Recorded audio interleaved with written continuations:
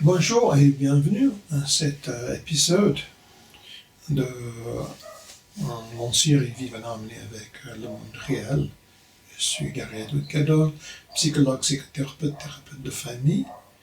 Et aujourd'hui, j'ai envie de parler d'être un prédateur ou prédatrice et d'être en proie.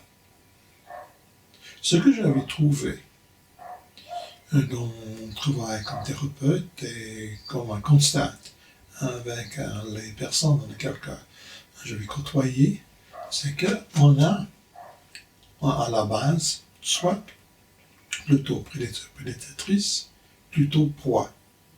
C'est assez clair dans la nature, qui sont des prédateurs. Vous avez des gros chats, vous avez les oiseaux de proie, vous avez des animaux comme ça, et vous avez les proies.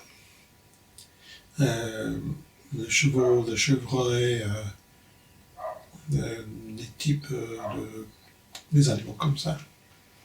Ce que vous allez voir, vous allez constater que les prédateurs avec les yeux au milieu, central, qui ont une super bonne vision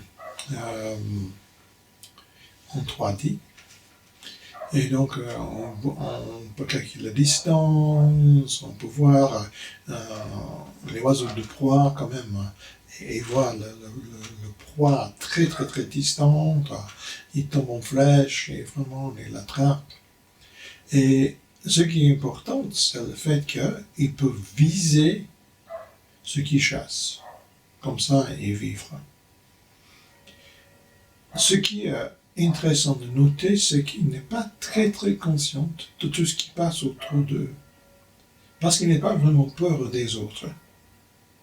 En revanche, les proies sont souvent des animaux avec les yeux dans les côtés de la tête, avec les oreilles paraboliques, et comme ça, il peut constater presque tout ce qui passe. Le cheval, par exemple, a un champ de vision d'environ 330 degrés. Donc c'est juste le bout du nez, juste là-bas, et juste tout derrière la tête, et il n'arrive pas à voir. Mais tout le reste, il peut voir. Et avec les oreilles, il peut bien cerner beaucoup qui passe avec le bruit.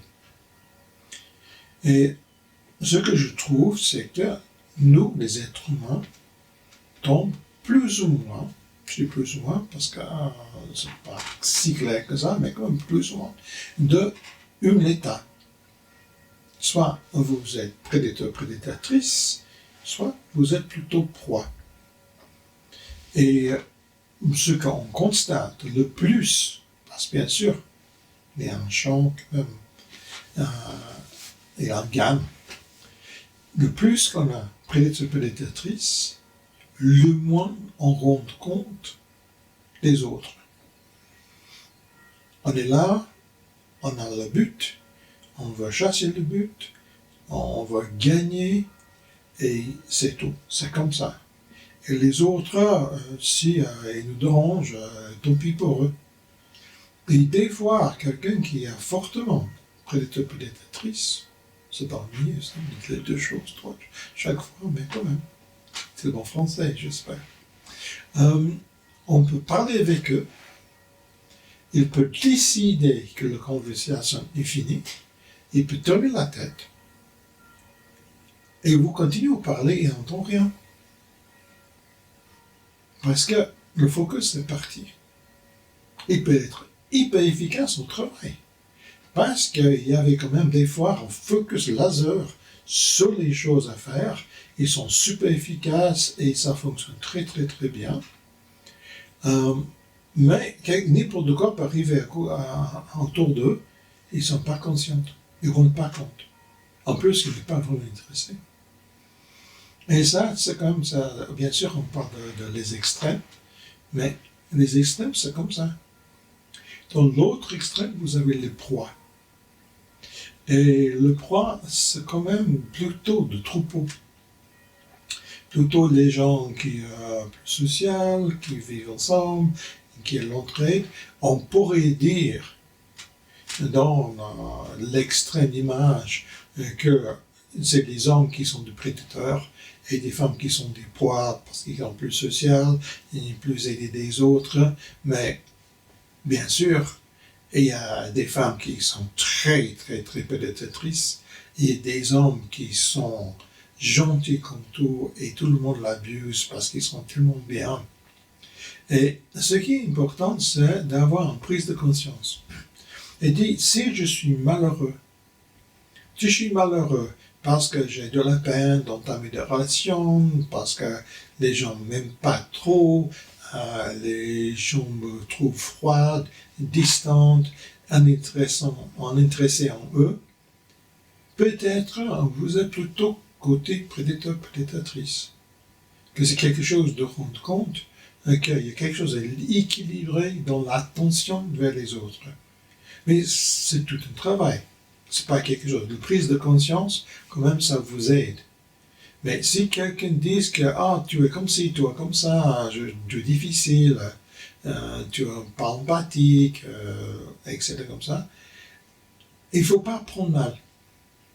Il faut dire, ok, moi j'entends, je vois moi-même, je dis oui, je suis plutôt comme prédateur-prédatrice, et donc je fais gaffe, je fais attention, je rends compte qu'il y a quelque chose dans l'importance que je donne à des autres et les expectations que j'ai sur les autres de s'occuper eux-mêmes, de trouver les solutions eux-mêmes, qui est peut-être un peu extrême, un peu exagéré.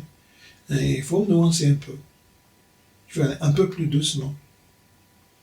Et les autres, qui sont d'autres comme de proies, et qui sont souvent un sentiment d'être abusés, les autres profitent d'eux, les autres bénéficient, de demander le soutien, et comme j'ai besoin, il n'y a personne pour moi, et qu'est-ce qui se passe?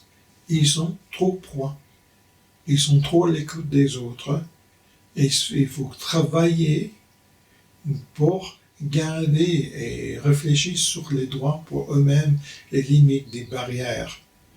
Et moi, bien sûr, j'ai pas mal de patients dans les deux extrêmes, mais moi, je me souviens que j'avais un jeune homme, pas si jeune que ça, qui était un peu mécanique, un peu de travail, mais plutôt de plaisir pour lui-même.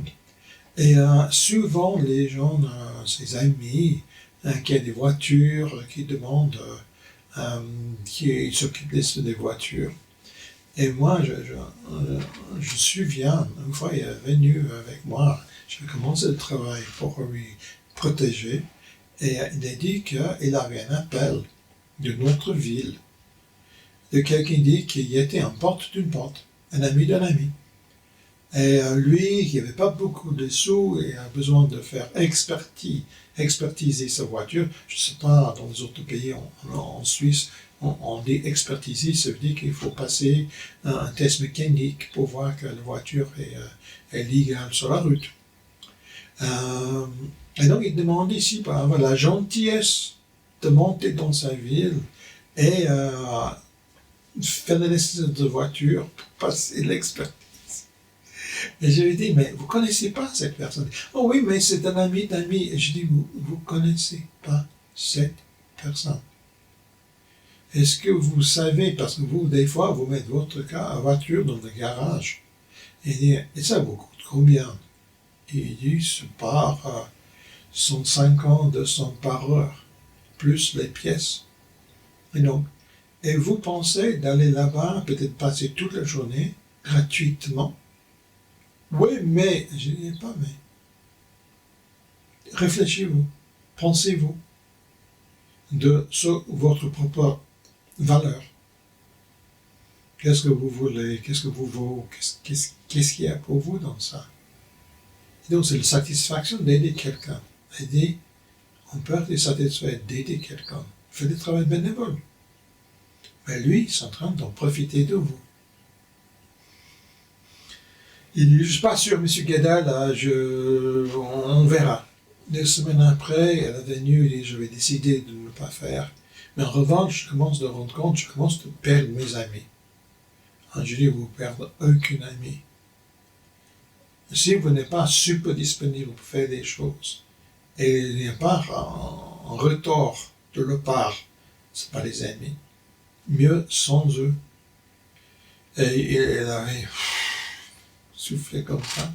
Il dit, ok, d'accord. Mais c'était pas évident.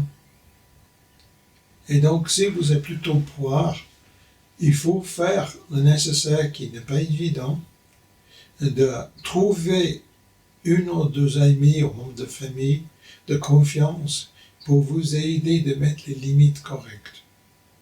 Et ça va vous aider beaucoup dans votre vie. Donc, les gens qui plutôt poids ont besoin de mettre les limites, d'assurer qu'ils ne sont pas abusés, et les gens qui sont plutôt prédateurs prédatrices, elles ont besoin d'être plus sensibles et les ont les besoins des autres, parce que sinon vous êtes plutôt seul dans la vie. Et ça c'est triste, donc vous méritez mieux. Voilà, c'est la fin de cette petite émission. Merci pour votre attention.